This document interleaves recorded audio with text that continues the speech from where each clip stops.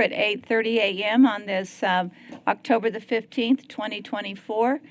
As usual, we will start with our chaplain prayer and pledges, and we have Gary Marcella Jenkins here to lead us in both.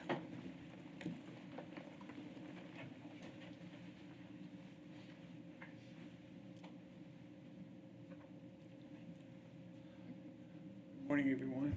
Good morning. Good morning, everybody. Would you join with us in a word of prayer? Precious Father in heaven, in the name of Jesus, your word tells us that the powers that be are ordained of you.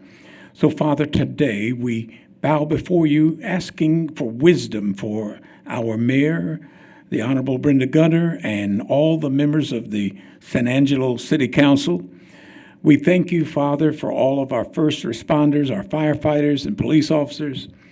And we thank you, dear Lord, for all of those that have positions of authority within this city. And we pray, Father, that the agenda on today will be dealt with wisdom and knowledge and understanding, that we will continue to be the community that brings people together. And so we love you and we praise you and thank you for this day. And Father, before we end, we pray for peace in Israel. We pray that you protect and keep, Lord, your people in Israel and spare the lives of the Palestinians. We pray, God, that this war, this ugly war, will stop. And we pray in Jesus' name, your will be done in earth as it is in heaven. And so we ask you in Jesus' name for mercy and grace, and let everybody say amen and amen. I pledge allegiance to the flag of the United States of America.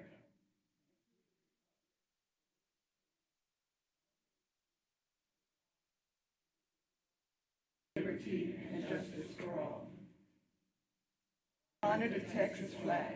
I pledge allegiance to thee, Texas, one state, under God, one indivisible.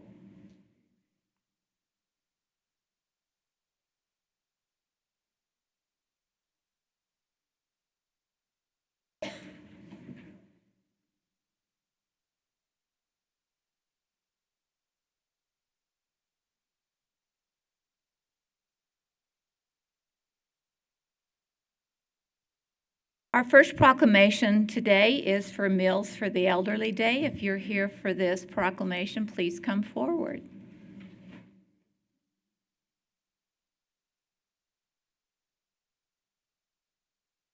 Lots of us. It's good. Good morning, good morning, good morning.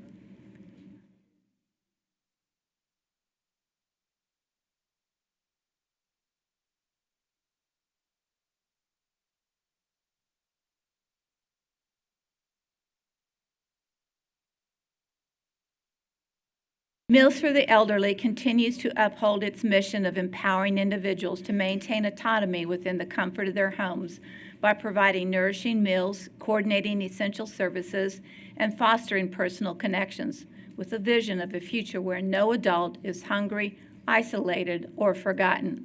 The dedication and compassion of the volunteers, staff, and supporters of Meals for the Elderly have been instrumental in the program's success, reflecting the spirit of community and generosity that defines our city.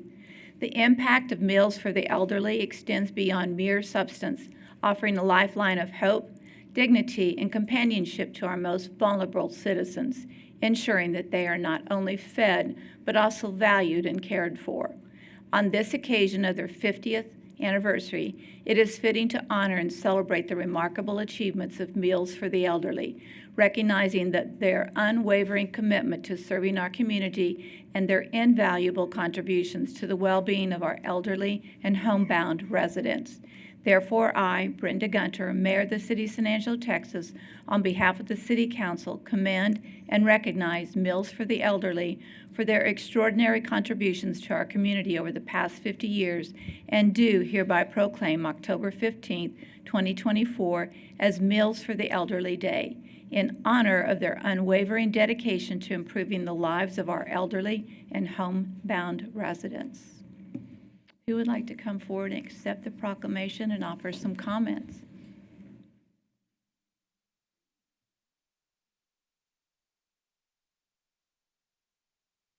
super short and I'm wearing heels. Thank you so much for this proclamation. This cannot happen without all these volunteers, board members, and staff. I came upon this wonderful organization here recently, and the work that is being done is so commendable. So we thank everyone that showed up today, and there's a lot of people that are not here. Can you imagine 300 volunteers? And so we're grateful. We thank you. We thank the city of San Angelo for their dedication to our program, and we look forward to another 50-plus years. Thank you.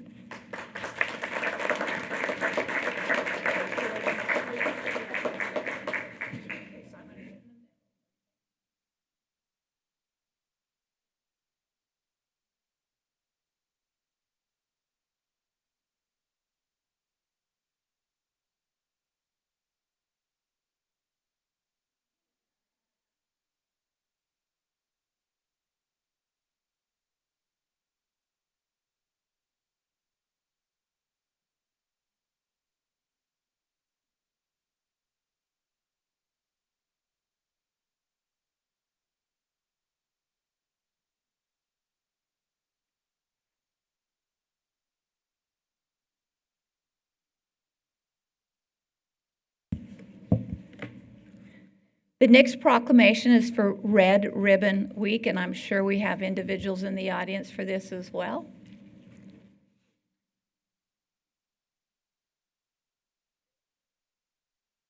You're a familiar face. Just two of you today? Yes.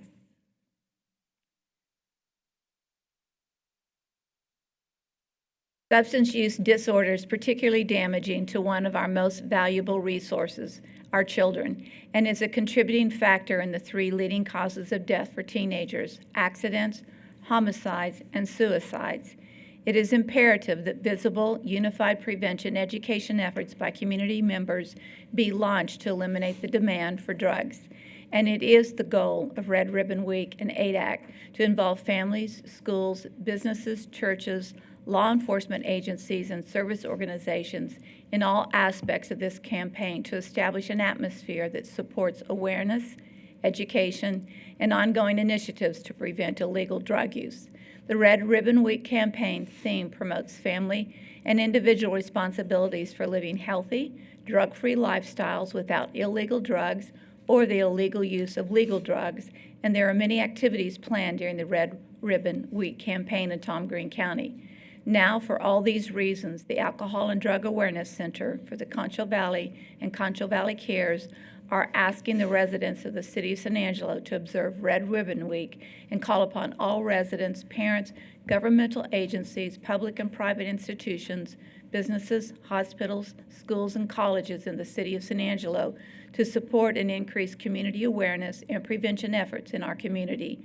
Therefore, I, Brenda Gunter, Mayor of the City of San Angelo, Texas, on behalf of the City Council, do hereby proclaim October 23 through 31, 2024 as Red Ribbon Week. And I think you're going to speak. Yes, ma'am. All right, good morning, everybody. Thank you, Mayor Gunther and the City Council members for all the support that you've shown today to proclaim October 23rd through the 31st as Red Ribbon Week. My name is Gilbert Mendoza. I'm the Community Coalition Partnership Director at the Alcohol and Drug Awareness Center of the Concho Valley, or otherwise known as ADAC. ADAC, we provide prevention, treatment, detox, and recovery services at our Cotton Lindsay Center and Journey Recovery Center.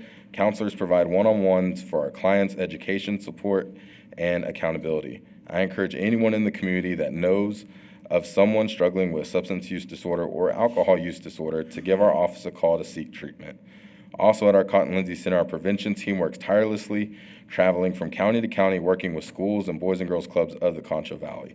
They provide education and help with life skills to help students and youth learn more about a healthy, drug-free lifestyle. This week, our prevention team will be sharing the true meaning of Red Ribbon Week and why we celebrate as a nation each and every year with the theme of Life is a Movie, Film Drug-Free. Thank you, and God bless. Thank you so much.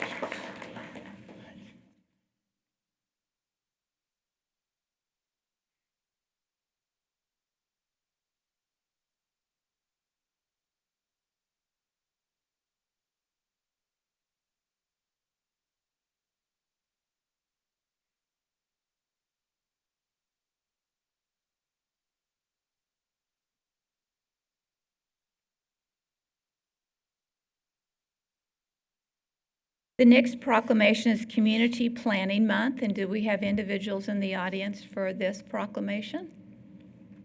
Please come forward.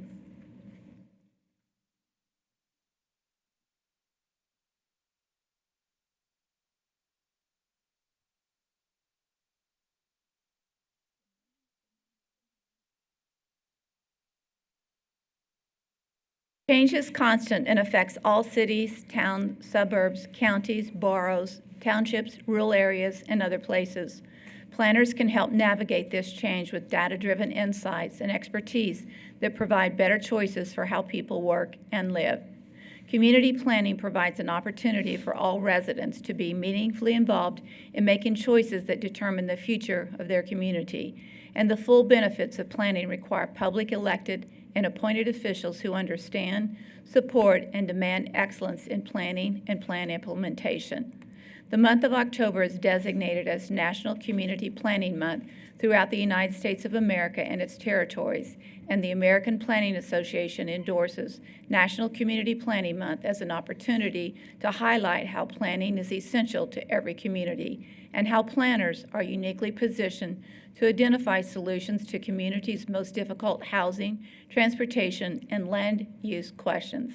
The celebration of National Community Planning Month gives us the opportunity to publicly recognize the participation and dedication of appointed Planning Commission members who have contributed their time and expertise to the improvement of San Angelo, Texas. As we recognize the many valuable contributions made by the professional community and regional planners of San Angelo, we extend our heartfelt thanks for the continued commitment to public service by these professionals. Therefore, I, Brenda Gunter, Mayor of the City of San Angelo, Texas, on behalf of the City Council, do hereby proclaim the month of October 2024 as Community Planning Month in conjunction with the celebration of National Community Planning Month.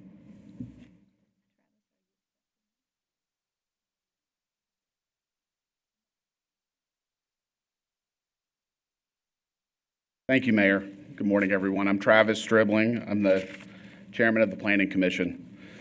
The last comprehensive plan that was done for the city of San Angelo was adopted in 2003. This is a long time ago, and a lot's changed. The biggest change being that we have Interstates 14 and I-25 designated to come through our community. I'm sorry, 27. 25 is in Denver. So planning is the most effective tool for managing growth, navigating change, and making tough decisions facing communities.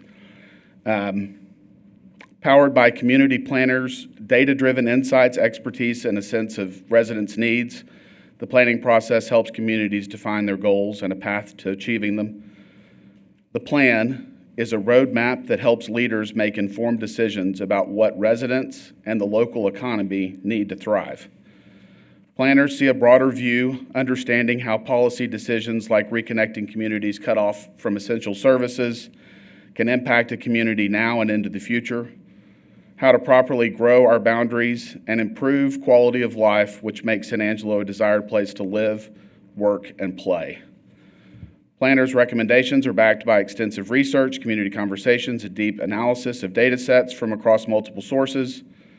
Planners distill this data, translate findings, and reveal insights which neighborhoods have too few housing options or transit connections. Planners find the right approach to solving issues with the community, not for the community. So, thank y'all. Anybody else like to speak? All right, let's go have a picture.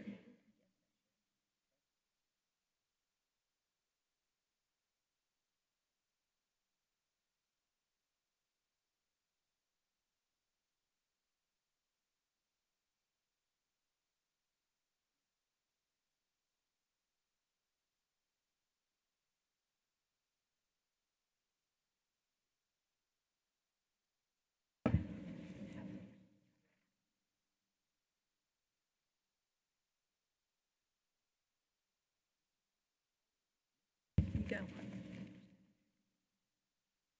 Good morning, everybody. Patrick Brody, Fire Chief. So on the morning of September 3rd at approximately 7:40 a.m., Rescue 1 was dispatched to a swift water rescue at a low water crossing on Willow Creek in the northeast Tom Green County. Upon arrival, it became clear that the situation was dire. The Tom Green County Sheriff's Office and the Department of Public Safety, who had responded earlier, had reached the victims, 3 adults and 1 child, who were stranded in a tree after exiting their vehicle due to rapidly rising water. Unfortunately, the officers were unable to safely return across the creek because of the increasing dangerous conditions. However, thanks to the quick thinking and teamwork, the officers had brought a rope with them. This allowed our team, Rescue 1, to establish a high line across the creek, which became the lifeline that would save them all. With the high line secured, each victim was safely brought across the creek, assisted by one of our rescuers. By the time the rescue was complete, the water had risen approximately 10 feet and then surged another 2 to 3 feet during the operation. Through perseverance, teamwork, selflessness, 3 adults, 1 child, 3 law enforcement officers were successfully rescued that day. Our Rescue 1 crew personnel was Lieutenant Chad Graves, Engineer Buddy Lemons, and Firefighter Doug Taylor. We would also like to extend a special thanks to the Tom Green County Sheriff's Office, the Department of Public Safety, Texas Parks and Wildlife, Game Warden Division, Texas Forest Service, and Quail Valley Volunteer Fire Department for their invaluable assistance during this operation.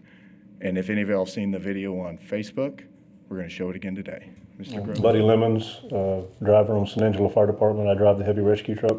Chad Graves, Lieutenant Rescue Truck. Doug Taylor, hostman on the rescue truck. We're dispatched to the rescue that was a couple miles south of Miles. And when they initially got there, the water was probably 3 foot lower than when we had actually made contact. So it might have still been moving as fast, but it was not as high. We're guesstimating from where I was attached to the rope to the bottom of the creek, we're probably in 12 foot of water. He said, it's moving fast, we need a boat or something that we can get in the water with. And that's when I went back to get more gear and make a game plan on what to do. We are very lucky that they already had a rope prior to our arrival that was stretching the main body of water that we were going to have to cross. And so Buddy was able to tighten that rope up enough to give us a good high line above the water so that he could secure himself onto that rope and make his way across. He also had a rope attached to the back of his life jacket that is actually meant for, that life jacket is meant for this purpose of us doing these rescues. And they would either pull me across or I would hand over hand coming back. The line they had on me was basically a backup line. That way if something happened and I couldn't bring myself back or I needed to get back in a hurry, they could just pull me across. I think we made 10 or possibly 12 trips back and forth across the rope. There was 7 people in the tree. Everybody had to go get personal contact and then let them come back across. Honestly, the adults, keeping them above water wasn't that hard because they have the instinct to stay above water. So we were floating pretty well. I just had a hold of them and they were essentially pulling us across. The one that really had me worried was the baby, the 3-year-old, because essentially I had to lay her on my chest and I had to stay on my back and keep her out of the water. So that was the one that I was more worried about, was her. Now everybody that came across was clipped into the main line with me. So even if I lost contact with them, they were still attached to the main line and we could have got back out to them. But I didn't want to lose the 3-year-old. That was one that, she doesn't have the instincts to know how to float or a grip. And that was the one I was more worried about, was coming across with her. But once we got her to the end, everything else was pretty smooth. It's kind of really a surreal moment, because at 7:45 we got a call for a water rescue. We know it's been raining for 2 days, so this might be real, we don't know. You get out there and for basically 2 hours of our life, it was a very serious situation. Everybody made it out, everything went fine, and then we come back and 3 hours later we're sitting at the station like it never happened. And then the clouds clear and there's no rain and you look around now and it's like you have no idea these things even happened, Been on 19 years and that was you have kind of another respect for, more respect for water than what you did when we started. I mean, we've done, like I said, water rescues around town since I've been on, and usually it's walk out to someone, maybe throw a rope, if that. This was on a whole nother level.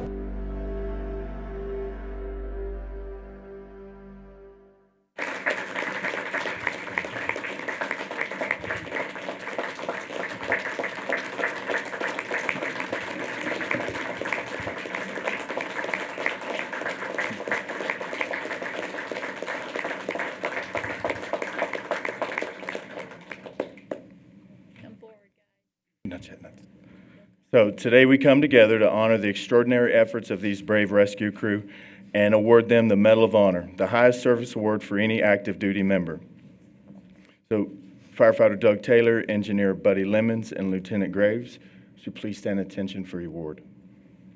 The Medal of Honor, this prestigious award is presented to firefighters who, while on duty, face extreme hazardous conditions with full knowledge of the imminent personal risk involved and perform an act of conspicuous heroism that upholds the highest tradition of the fire service.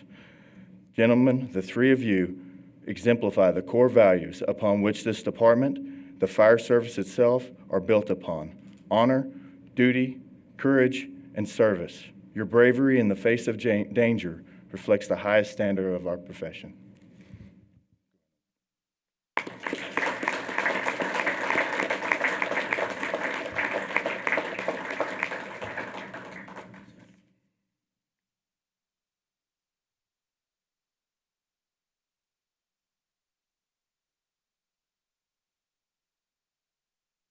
On behalf of the City of San Angelo, the San Angelo Fire Department, and myself, I extend my deepest gratitude to each of you. It is a true privilege to call you my brothers. Thank you. Take your pictures.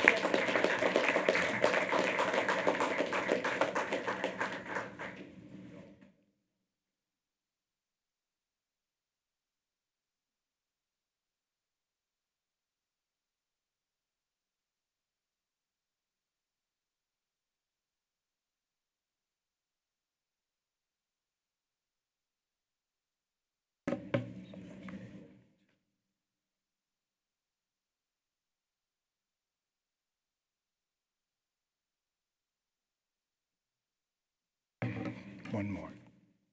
So at this time, we'd also like to recognize outstanding effort from our civilian partners. At approximately 8:15 on the same day, Quail Valley Volunteer Fire Department was dispatched to the Swiftwater Wet Rescue event. Shane Krim is the Quail Valley Volunteer Fire Department Fire Chief and the Texas A&M Forest Service Supervisor in San Angelo. He was with the TFS crew at the time of the call. Due to the nature of the situation, Shane responded to the rescue on McMillan Road with 2 TFS personnel in a high-profile vehicle in addition to his vehicle. Prior to arrival of the original call location, Shane found SAFD personnel and Medic 13 stranded and stationary in a wide body of water at the Willow Creek and Mullins Crossing Road. The ambulance had stalled out at the creek, crossing in approximately 3 feet of water and flowing water over the roadway. He was unable to raise the medics on the radio. Shane attempted to assist the medics and pull up to the rear of the ambulance, but due to the depth of the flowing water, he ceased the rescue attempt and backed out. He then contacted the TFS crew coming just 2 minutes behind him and directed them to his location. Upon arrival, Shane briefed Cody Lambert and Jeremy Williams of the situation and known hazards regarding that there were no guardrails to prevent the ambulance from flowing all the way downstream. Cody and Jeremy proceeded to the rear of the ambulance, which was now identified as being in the rising water. They accessed the medics by climbing across the hood of the high-profile vehicle and retrieved both medics from the unit. They were taken back to the roadway and got out of the TFS vehicle. Cody and Jeremy then returned to the disabled ambulance, secured a tow cable to it, and during the operation, the ambulance began to shift in the flowing water that was now deep enough to enter the rear of the ambulance. Jeremy crawled through the small scuttle hole in the back of the ambulance to go into the cab of the vehicle so he could steer it through the water, and they proceeded to tow the vehicle out of the water. The TFS responded. Okay. Anyways, they pulled the vehicle out of the water, and at that time, it was starting to release from the roadway, and in a short period of time, it would have been down the river along with my personnel. So we would like to honor the extraordinary efforts of these brave men today by awarding them the Citizen Service Award, which is the highest service award for civilian personnel. Chief Shane Krim, if you could come forward. Oh, there he is.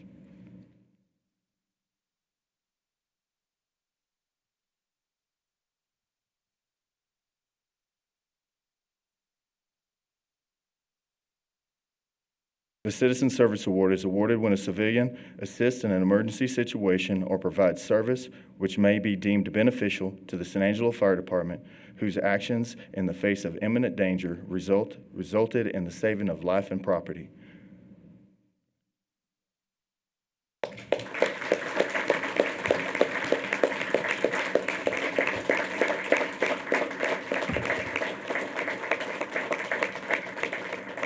Chief Graham, on behalf of the City of San Angelo and the San Angelo Fire Department, I thank you for your service. Thank you. Very much. Picture.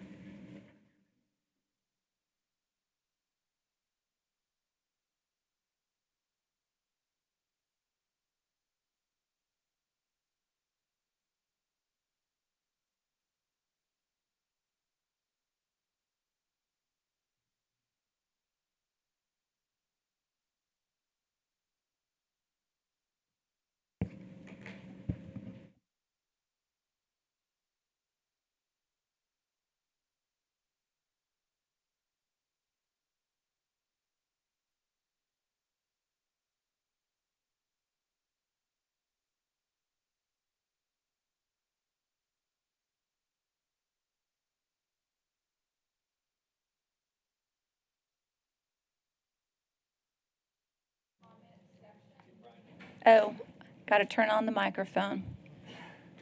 We will now move into the public comment section of the agenda. Heather, do we have people who have signed up to do public comment today? Yes, we have 3 people. First is Charlotte Anderson.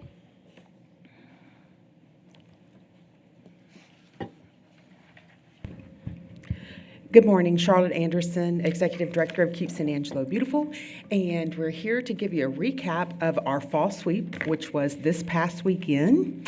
So we had just a phenomenal event. We had 41 teams, 824 volunteers, 49 organizations who represented 2,514 hours, which is an $84,000 value in cleanup to the city. We had 584 bags of trash, approximately 3 tons, and we provided 260 lunches. So this year, we were able to partner with Angelo State University, and for Rambunctious Weekend, on move-in, they also provided teams to clean. About 200 students went out into the community.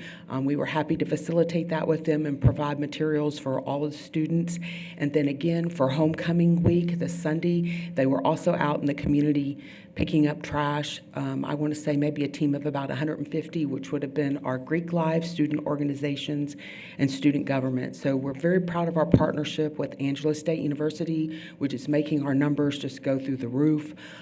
Also, I would like to give a shout out to Mr. Carl White and Parks and Rec, Angelo State University maintenance crew. Our city is looking fabulous. So if you can imagine, we had to find cleanup areas for 41 teams. And I can tell you our regular hot spots are no longer littered with trash bags.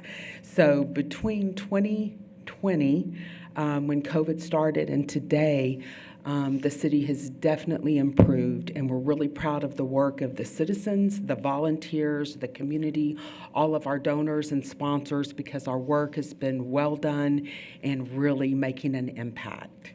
So again, just very proud of our teams. Our most interesting item was a complete toilet that was on the Red Arroyo at Comfort Suites, and that was found by the Association of Realtors. And they were also the tough team. They had 36 bags of trash. Probably about 30 of them were as tall as me. And then our students from Sacred Heart won the Best Spirit Award for a poster that said, "Sacred Heart Youth Got the Holy Spirit." So just a wonderful, again, thank you for your support and all you do to keep San Angelo beautiful. Thank you.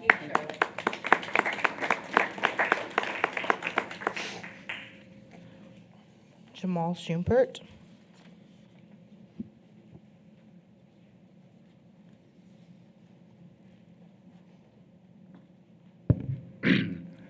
Jamal Shumpert, single member, District Number 3. Today, I was coming up here to talk to you about the length of the consent agenda. Last week, About what? the length of the consent agenda. Okay. Last week, it was a few things I couldn't get to because there's only 3 minutes during this public comment, during the consent agenda comment.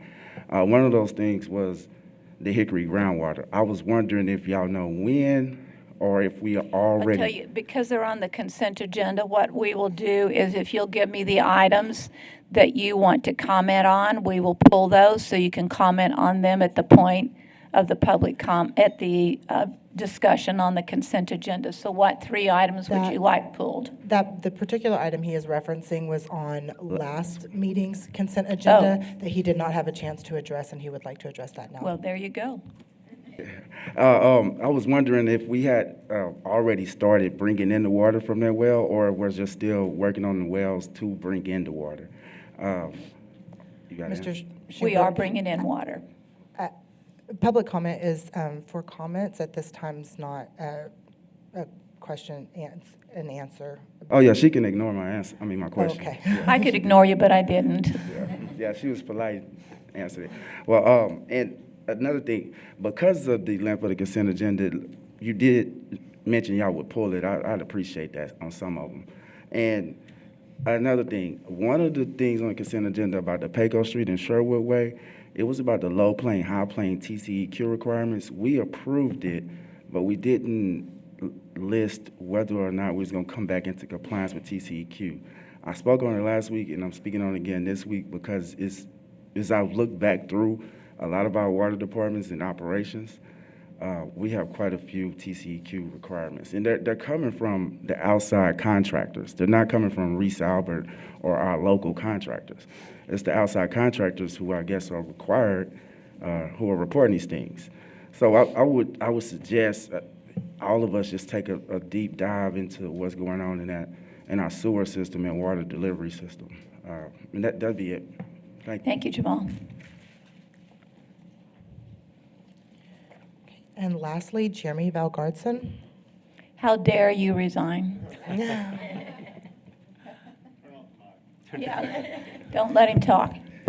Well, good morning, Mayor, Council staff. I'm Jeremy Valgardson, representing myself today, living in SMD 6, but working in SMD 1 and airspace and everybody's SMD. So I just would be remiss if I didn't come up here and publicly thank you all. I think you all know that I will no longer be working with the city of San Angelo.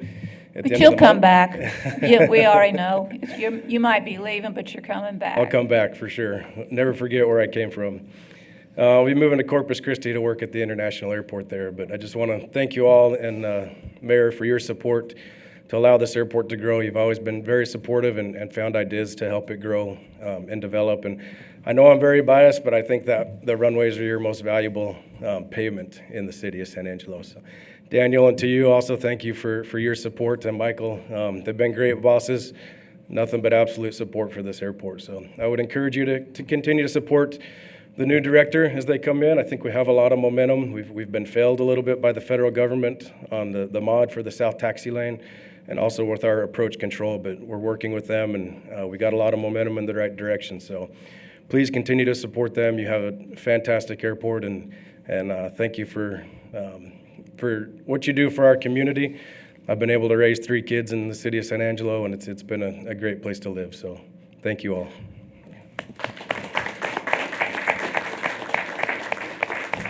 Mayor, I'd be remiss as well in not mentioning that Jeremy has done an outstanding job for us as well. We've been so blessed to have you on our staff, and we hate to see you go, but we know you continue to do outstanding work where you go next.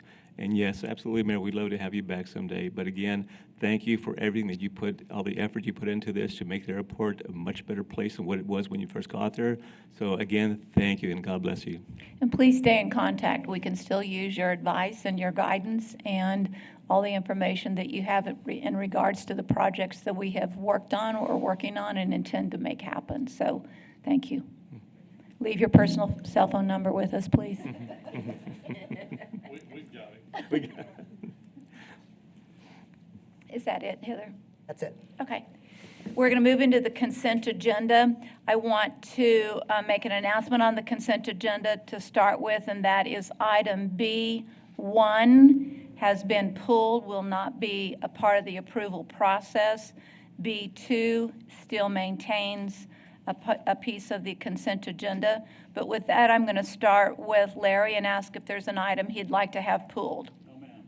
Karen? No, ma'am. Lucy? No, ma'am. Harry? No, ma'am. Tom? Nothing to pull. Tommy? No, ma'am. Do you have a cold? I do. Yeah. I just wanted to come share it with everybody. Yeah. With that, may I have a motion for approval of the consent agenda with the exception of item B1? So moved by Larry. May I have a second? Second. Second by Lucy. Any public comment concerning any item on the consent agenda? Jamal Schumpert.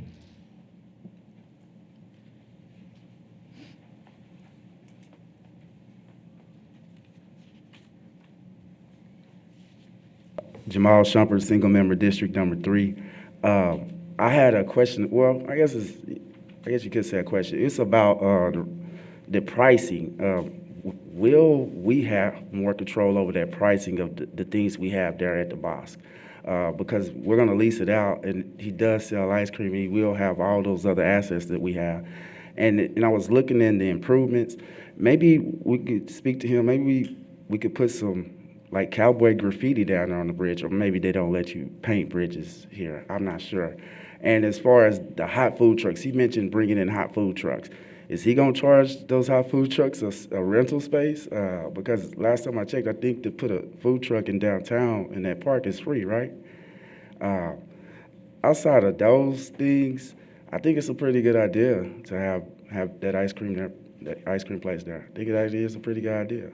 I think he'll do a great job, and please follow up with him if you have any questions in regards to how he tends to operate it. Okay, thank you. Thank you. Any other public comment on the consent agenda? No, ma'am. Okay, with that, we'll take a vote. All those in favor of approving the consent agenda, say aye. Aye. None opposed. Consent agenda is approved. And we will move into our regular agenda. Comments regarding items on the regular agenda may be made by the public when each item is discussed as outlined above. Applicants, proponents, and appellants are exempt from the time limit above and instead must limit their remarks to less than 5 minutes. Item A is presentation of the Downtown San Angelo Incorporated Biannual Report, and we have Monica Ramos here to present. Hello, good morning, Mayor, good morning, Council. I feel like it was just the other day that I was here presenting, but it was back in May, but whew, how time flies. But here I am again to give a brief overview of downtown San Angelo and what we have been tracking and accomplishing thus far. This time around, I've presented a map of our Main Street. You've heard us talk about being a part of the Main Street program. Well, there is a boundary for the Main Street area, and as you can see here, it goes as far north as Houston Hart, south to Washington, over east to Main Street, and west to Santa Fe Park Drive. So it's quite an area that we cover in our report. So this reinvestment report is to date to 2024. And we've had 14 rehabilitation projects, 1 new construction, and 10 properties sold, with the rehab investment being at $6,858,000, new construction $300,000, and properties sold at $2,226,000. $9,443,000 with the overall for the year of $9,443,110. So some substantial projects happening here within our Main Street district. For new business, for this quarter, we have Mandela Den, which is, this is actually a second location. The first location was on Chadburn next to Old Town Books. Christy Williams has opened up a second location right in the heart of downtown at 115 East Concho. This is a salt room, relaxation therapy location. We have Peak Wellness Spa, medical spa, Rome 1931, which is retail. This is located right next to Cowboy Up Chocolates, right along Concho, the little shopping area. And then we have Urban Glow, which is an aesthetic and beauty service. Overall, for the year, we are now at 13 new businesses, and we keep on going. Even when one door closes, another opens. I know we've all heard that Chadburn Tavern closed its doors, but Up and Down Saloon has now replaced that location, and they just opened up a few weeks ago, and so they are moving right along with their business there. On our combined sales and mixed beverage report, I do want to note that there is a line underneath 2024 second quarter and 2023 second quarter that says combined first through fourth. I've only included first through second, so that's actually combined first through second quarter because the third quarter is incomplete. The mixed beverage report, those numbers come out for September, will come out October 20th. So it didn't make sense to include that quarter. So what we see here is some positive growth for San Angelo, positive change, a little bit of a decrease for the Central Business District and Main Street. However, to really understand this, because this is a bunch of numbers and percentages, I did create a couple of charts to help us see some differences from 2022, 23, and 24. I know there's a lot, but the entire left side is San Angelo, and it's broken from sales tax at the top, mixed beverage at the bottom. Central section is Central Business District, and then to the right is Main Street. And so in blue is the 2022 trend, the orange is 2023, and the green is 2024. So overall, if you're looking at these numbers and watching the lines here, they do stay pretty consistent. There's not a whole lot of change that you see here. They've all really remained the same, and so the only thing that has really changed is the mixed beverage tax has grown since 2022, so that's a plus there that has increased. As for Tiers projects, I did try to go around and capture some updated photos. The list on the left are 5 projects that I presented back in May. They have not begun work just yet, so there was no progress and change there. To the right, we see the latest approved applicants and projects for the Southern Tiers boundaries, and Stango's Pizza is actually one that has already had progress with awnings and windows and a new door, and he's actually set to open today, so you might want to go check him out for lunch. Destiny and I, my office manager Destiny, had the pleasure of going and having a taste testing at Stango's, so we were able to see the new pizza parlor that he has and the patio out back, so please go pay him a visit. With Tiers, since downtown San Angelo is now accepting applications in our office, we have seen about 6 clients that have come in to visit with us about applications. What we do is we can print off the packet for anyone that is interested in applying for Tiers. We can ask questions as best that we can, and then let them know what they need to complete their packet, and then they can bring it back to us once it's all placed together. So in the second round for June, we had 9 applicants, so there's quite a list here. And so that left a balance in the south of $246,000, which will be combined with this next round that is set to open up any day now for the south. But keep in mind that anyone in the north can apply at any time throughout the year. As far as our marketing and promotions go, we've been pretty busy. Our historic magazine is set to debut soon. We keep that going on a biannual basis. There's some very interesting stories, advertisements in the historic magazine. We thank Media Advantage for helping us gather the information and putting together the content for the magazine. Our Texas Main Street Retreat, we just got through June and July with the Main Street Retreat and the Star Spangled Banner concert. Both events were really great for the organization, but as well as downtown, of bringing people to downtown to shop and visit the artwork and stop and eat and grab a bite at the restaurants as well in downtown. Our downtown collaborative, this was something new that we put together. We had a small committee of business owners and our board president get together, put our heads together to brainstorm some ideas of how we could help the downtown community with the business owners, of how we can continue to boost traffic downtown. And so there were a lot of really great ideas, but we had to really just put our finger on the ones that were manageable right now and the ones that would be most effective. And so we narrowed it down to presenting a marketing workshop with the help of the ASU SBDC and Media Advantage. And then we also hosted a Sunday Fun Day, which we plan to have this quarterly and kind of see how that takes off, to have businesses open on a day that's not normally a day where businesses are open to the public. We want to really get some more traffic going. There may be people that are leaving services or mass and want to go shopping, have a bite to eat. Sunday is usually seen as a resting day, but we've been hearing a little more from ASU students and others that this might be a day that could be profitable for businesses and have some customer engagement. This year, downtown San Angelo is celebrating 20 years in existence, and I would go over all of the details of what we've accomplished, but we're saving that.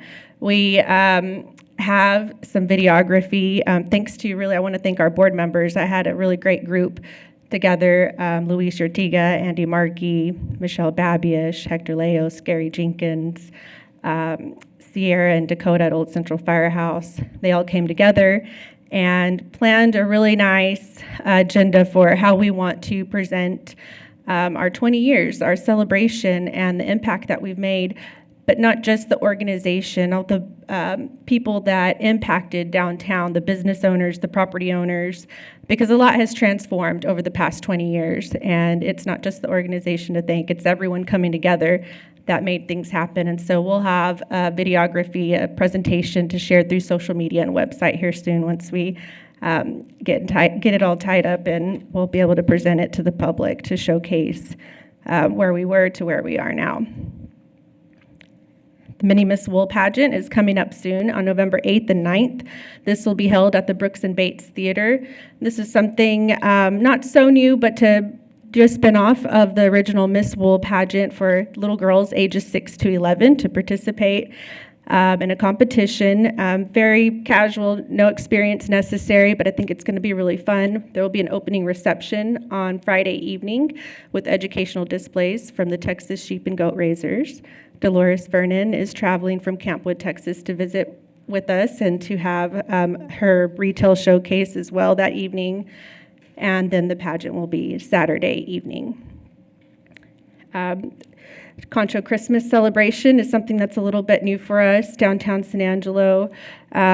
And I want to thank Destiny Haas, our office manager. She's been really great at helping out with this Concho Christmas celebration administratively with marketing and promotions. We're stepping in to see how we can help continue this event for future years to come. So right now we've been visiting with the organization and trying to help out as we can to bring some new ideas and have some updates to the Concho Christmas celebration moving forward.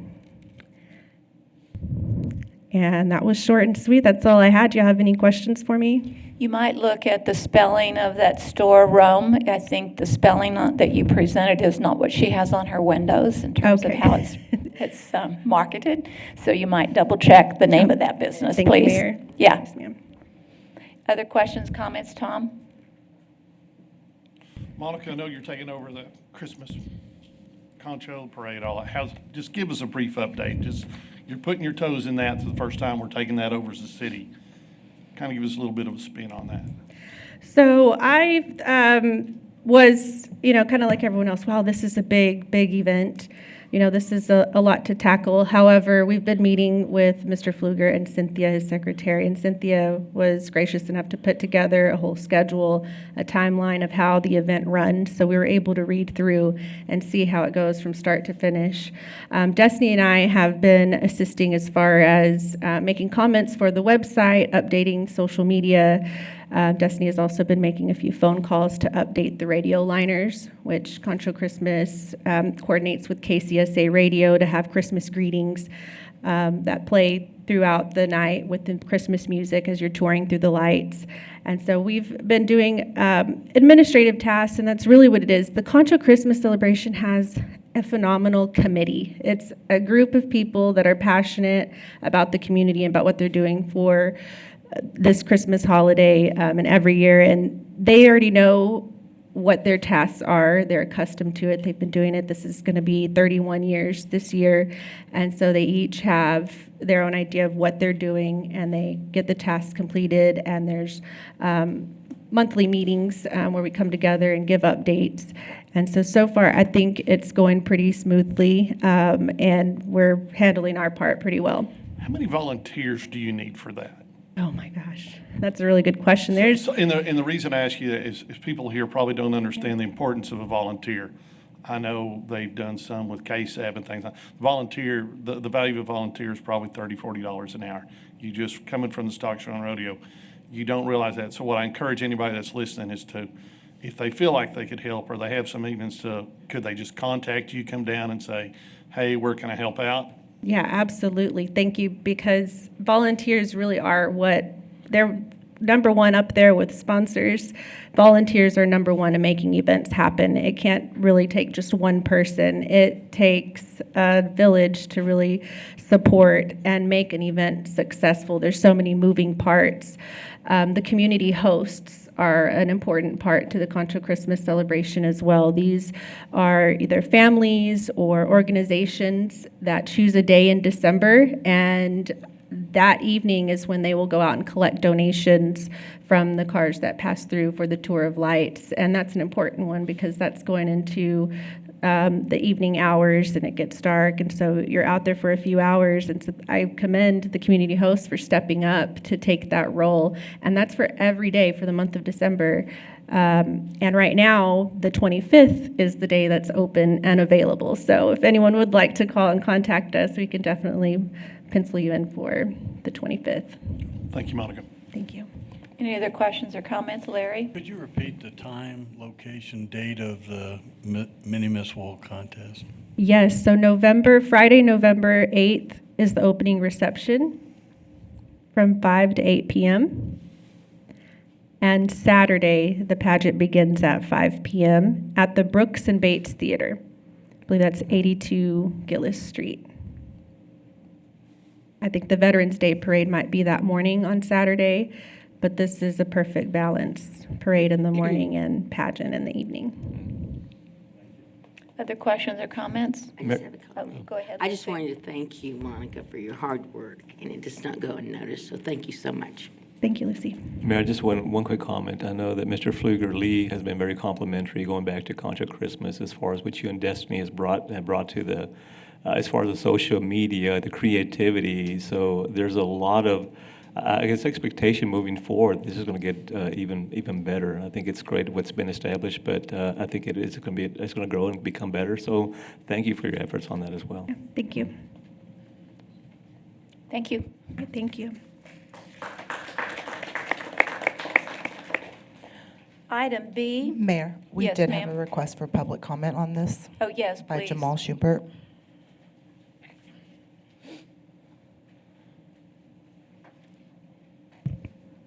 Jamal Shumpert, single member, District Number 3.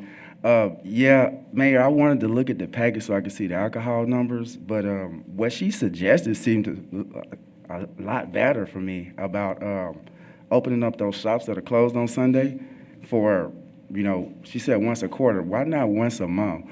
When my brother came to this town, he came on a scholarship to play football. And when my family came in, Saturday's the game. Sunday, we go around looking for places to shop, there was no places in San Angelo. And this was back in 2010. None of those places were open. And we eventually ended up getting a sheep and a ram from Angelo State's bookstore, which I could have got them anyway. But yes, that is actually a great idea to boost sales downtown on a Sunday. Instead of doing it once a quarter, which is once every 3 months, I would suggest doing it maybe once a month, especially during football season and basketball season. It's a great idea. The biggest challenge with doing that is retail stores having the staff that they need to do it. And so it's been a 20-year project trying to get stores to stay open and be competitive against the mall and all the other big box stores because they're open Monday through Sunday, every day. And so if we're going to continue to grow our downtown, there's 2 challenges. One is a Sunday and one's a Monday. We have a lot of people from out of town that come into town, and if they don't shop on Saturday or Friday, many of the retail stores are closed on Sunday and some of them on Monday. So the challenge is for them to be able to find enough staff. They're family owned, and they struggle with doing that. And then, so that's the biggest issue. But we know it's a challenge, and we've been working on it for 20 years. So it's not a new story. It's an old story that we just keep trying to make happen. The good news is we do have restaurants open on Sunday, so people can come enjoy meals. But we also have this great thing called the river, and people can enjoy the river. And with a new lease on the river, I think there'll be some more activity on the river for families to enjoy. Thank you. That was good information, by the way. Thank you. Any other public comment? That's all. Okay. Then we move into consider resolution nominating candidates to serve on the board of directors of the Tom Green Council Appraisal District. You're on, Heather. Okay.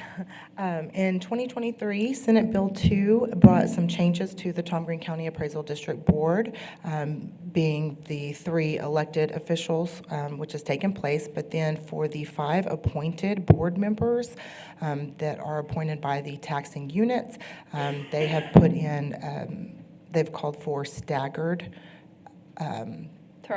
terms, yes, thank you. So last year, we nominated 5 people and voted those 5 people in for a term beginning 2024, January, that would expire December of 2025. Of those 5 people, or today you have the opportunity to nominate either those same 5 people, or if you would like to make a nomination of another individual, this would be the appropriate time to do that as well. In order to start those staggered terms, 2 of the 5 individuals that you nominate will need to be for a 1-year term, rounding out a 2-year term in total from 2024 through 2025. And then the other 3 will be a 3-year term, rounding out a 4-year term for those people from 2024 through 2027, if that's clear. Do y'all have any questions? Do we have a slide to show the names and their terms? I do not have a slide for you. I do have their names as well as how long they have served on the Tom Green County Appraisal District Board. Luis Gomez has served 11 years. 2024 makes his 11th year. Bob Reeves, also 2024, making it his 11th year. Candy Poole at 7 years. And then Scott Tinkersley and Eric Wilson at approximately 2 years. They came in on unexpired terms. Are there any new names that City Council would like to add to this list? With no new names to be added to the list, then we vote today to continue the 5 people as listed. And based off of their existing terms, do we determine who has the alternate time frame, or we just stick with already the time frames assigned to these individuals' names? You do have the opportunity to select which 2 board members you would like to nominate for an additional 1-year term and which 3 you would like to appoint to that additional 3-year term. So do I have nominations from council for 2 people for that additional 1 year? Brenda, I would nominate the 2 longest-term people. Okay. So that would be Bob Reeves. Reeves and Candy Gomez? Poole. No. No, you Gomez. want Louis Gomez. Gomez and Reeves for the staggered term, For the shorter. That's Yeah. the 1 year. the 1 year. And then the other 3 would be for the 3 year. Okay. Or the 2 year. Is that a motion, Tom? That is a motion. I'll second that motion. Any public comment? Jamal Schumpert. Yes. Jamal Shumpert, single member, District Number 3. Mayor, I was hoping that y'all might nominate Candy Poole because she seems a little more sympathetic to people in their tax situation and their living income situation. And she's also on the planning commission and a realtor. That's really all I had to say. I just think that maybe we wouldn't have so many complaints, or maybe some of the adjusters might not, or inspectors might not say, hey, this will pass if it gets challenged, when you The challenge good news, taxes. Jamal, is this: the Candy is still one of them. She's just not the one that we're extending for 1 more year, but she's still on the board, still will continue to serve, and so we're not going to lose her in this conversation. No, not this one, but when they do have a vote, I think because of the Senate bill, y'all do lose 3 nominations. It might not be this year, it could be next year. We'll deal with it when it comes up. Right now, we still have these 5 people. Okay, thank you. Thank you. Any other public comment? No more public comment. Okay, is everyone clear on what we're voting on? Okay. The motion, Tom, you want to repeat your motion? So my motion to move to the 1 year term would be Mr. Gomez and Mr. Reeves. The remaining to go to a 3-year term will be Poole, Tankersley, and what was the last name? Wilson. As the short term. Yeah. All right, there's a motion. May I have a second? Second. Second by Lucy. Any further public comment? All right, so we're going to take a vote. All those in favor say aye. Aye. With none opposed, motion passes 7-0. Get it right. All right, we'll move into items C, which is discuss and consider adoption of an ordinance authorizing the issuance and sale of City of San Angelo, Texas combination tax and revenue certificates of obligation, Series 2024, appointing a pricing officer and delegating to the pricing officer the authority to approve on behalf of the city the sale of the certificates, the terms of the certificates, and the offering documents for the certificates, establishing certain parameters for the approval of such matters by the pricing officer, approving the use of a paying agent/registrar agreement, leveling an annual ad valorem tax, and providing for the security for and payment of said certificates, providing an effective date, and enacting other provisions related to the subject. And Tina, you're on. Thank you, Mayor. You may wonder if that was written by an attorney. Yes. And it was. Yes. Okay, so this, you've already approved and directed the issuance of this debt on August 19th. Okay, I'm done. Call for a vote. Just kidding. Okay, so this is just the ordinance, the parameters ordinance. It delegates pricing authority to the pricing officer that creates for efficiencies and allows us to get the best and lowest possible interest rate. This will be approximately $20 million amortized over 20 years. Of course, it will be used toward the city streets program. It will not increase the debt service tax rate. We will receive bids on Thursday at 9 a.m. and will award to the lowest interest rate. And then we will close and receive the funding on November 14th. What is the interest rate we are looking at? I know it's not solid, but what are we looking at? The original model that we received from Specialized Public Finance projected 4.25%. I think we're expecting a little lower than that, closer to 4%. And what has it been? When we originally started looking at this back in July and August, they were projecting closer to 4.92%, I want to say, but closer to 5%. So it's come down a little bit. Do I have questions from council? I move approve. Okay, Second. Tommy made an approval and a second by Harry. Public comment on this item? Jamal Schumpert.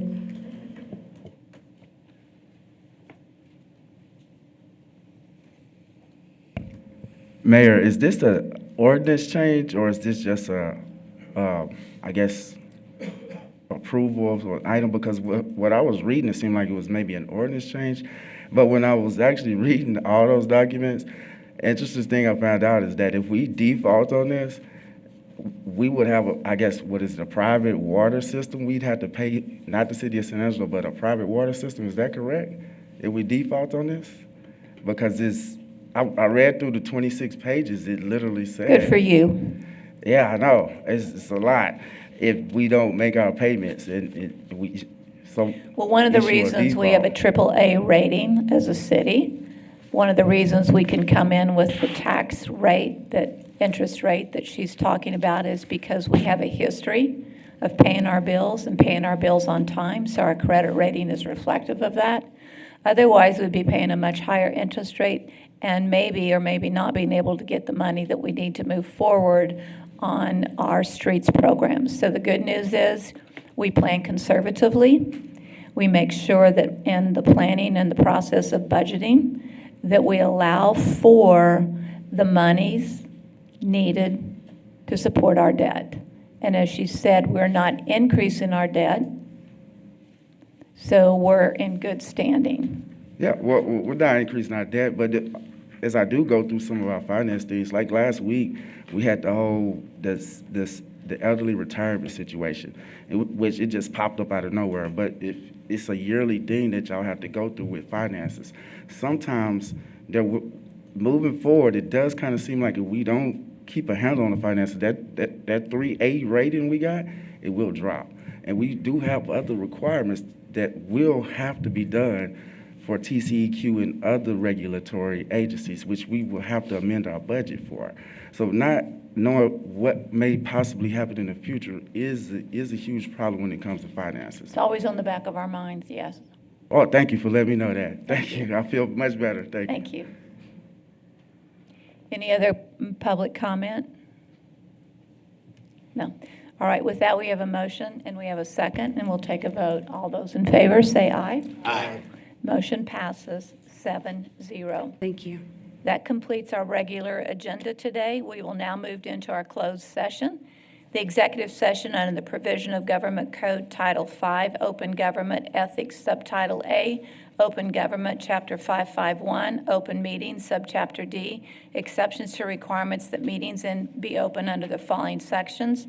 Section A, Section 551.072, deliberations about real property regarding 2.973 acres, Lot 4, Block 1, first replat of Lot 1, Block 1, Section 3 out of the crossings, and item B, Section 551.072, deliberations about real property regarding 1759 Medalist Street.